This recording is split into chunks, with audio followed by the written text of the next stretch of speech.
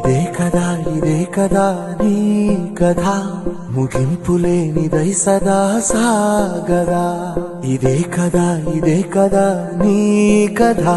ముగింపులేనిదై సదా సాగదా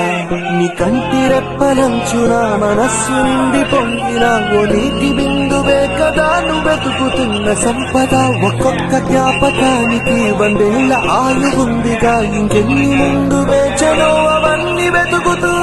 పద మనుష్యులందు కదా మహర్షిలాగా సాగదా మనుష్యులందు కదా మహర్షిలాగా సాగదా